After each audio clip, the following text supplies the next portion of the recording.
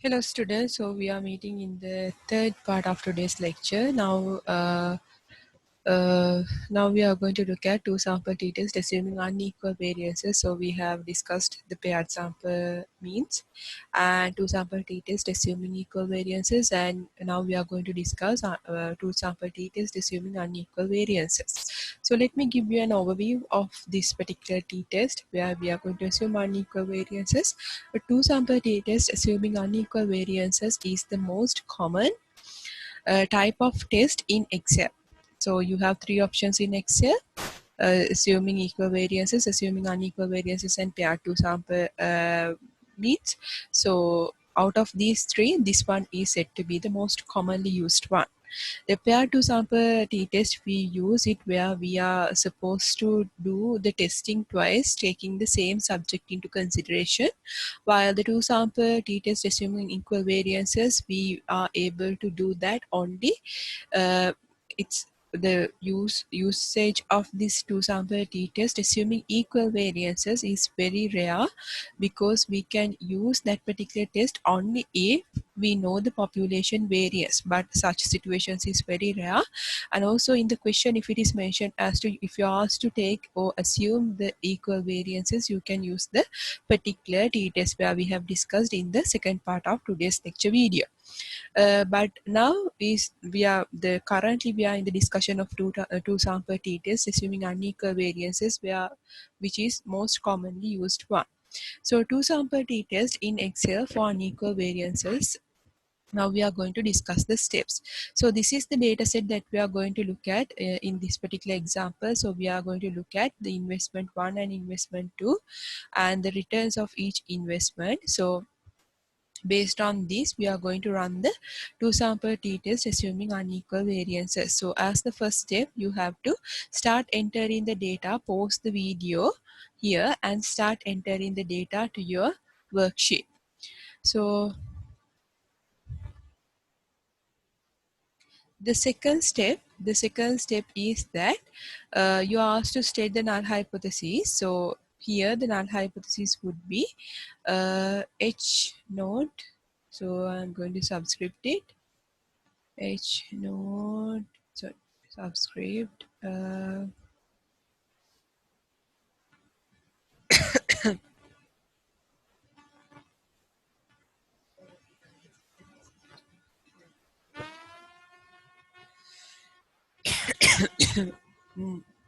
Actually, the null hypothesis is that uh,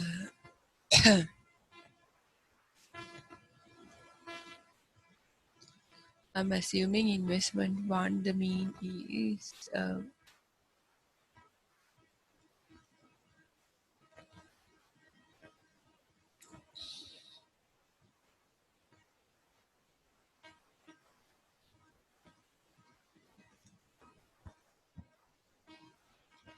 something wrong here. Okay.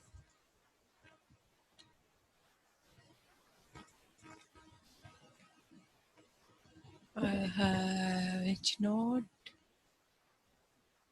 So the subscription check with it. Can have it. H naught. So the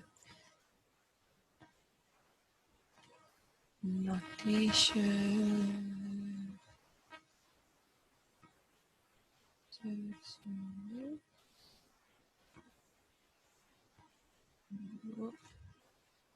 Mu1 is my investment 1 is equals to investment 2.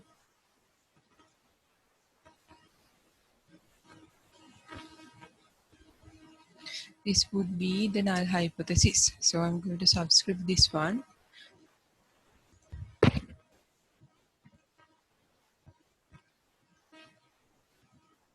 Okay, H naught also should be subscripted. Okay, cool.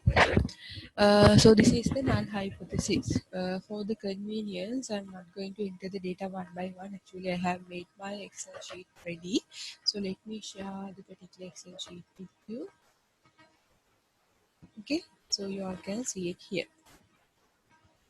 Now, we are going to run the analysis. Assuming unequal variances. Okay, so the variable one is one variable and here since it's going to get equal, that is what we have hypothesized. So it's same difference is zero since I have included the labels when I was choosing variable one and two. I'm going to tick the labels as well. The output page.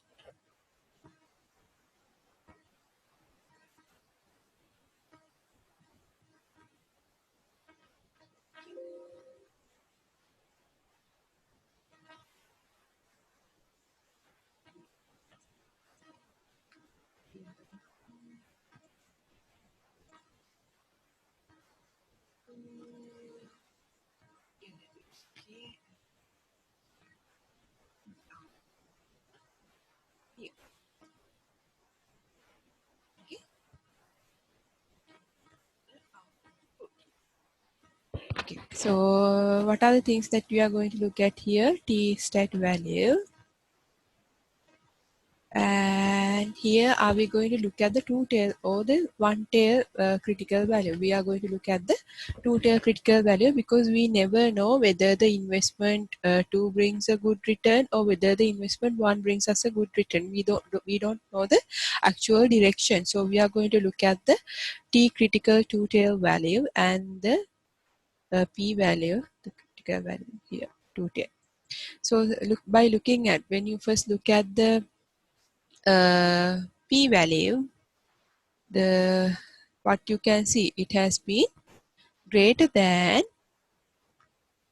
0.05, and here by looking at these two values, t critical two value and the t stat value, you have got that t stat value is less than 2.07. That means t stat value is within the critical region.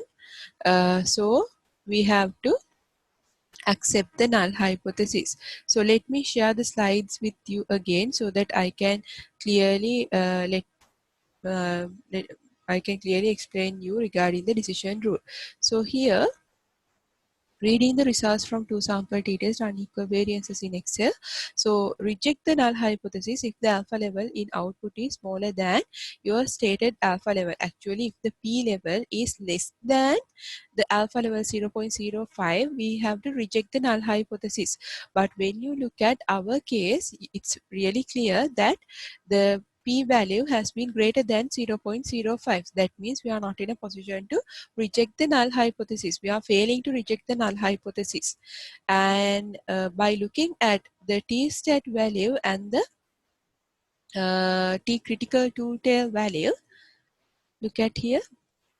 The second point, compare the t-value with the t-critical value. If the t-value is larger than t-critical value, reject the null hypothesis. So in our case, is the t-critical value, is the t-stat value greater than the t-critical value? So t-stat value is 0.5. T-critical value is 2.0, which means that t-stat value is less than the t-critical two-tail value. That means, again, we have to make a conclusion as to we are unable to reject the null hypothesis. That means we are accepting the null hypothesis. We are accepting the null hypothesis simply means that, what does it mean? We are accepting the null hypothesis. It means that means or the returns of the investment has been, so I'll share where we had the null hypothesis stated. So here, the return of the investment 1, there is no significant difference in between the returns of investment 1 and returns of investment 2. Okay, so that's it. That's it about the two sample t-test. So until we meet next week, practice these questions.